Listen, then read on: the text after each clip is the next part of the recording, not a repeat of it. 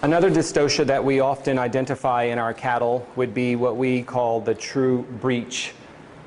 presentation of this calf. So it's a posterior presentation, but the position is not correct in that the hind limbs are forward near the calf's head, and the only thing presented to the birth canal is the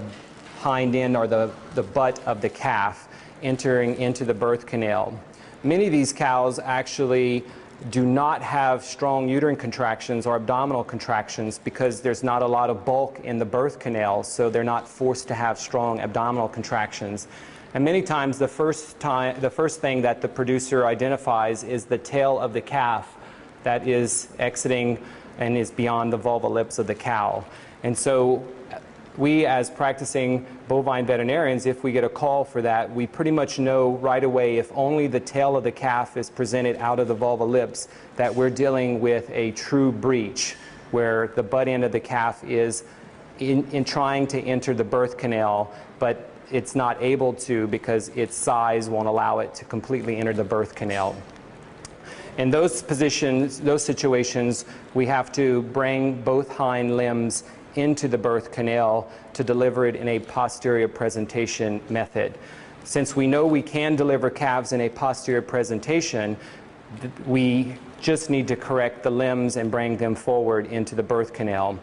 Some people may actually turn this calf completely around and deliver it in an anterior presentation, but it's not necessary since we know that a posterior presentation delivery can occur in our cattle.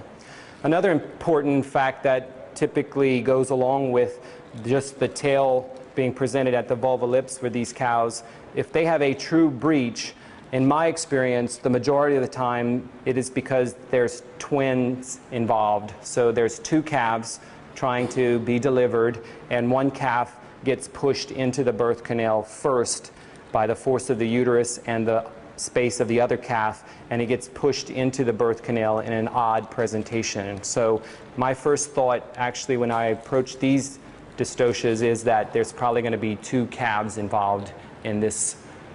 situation.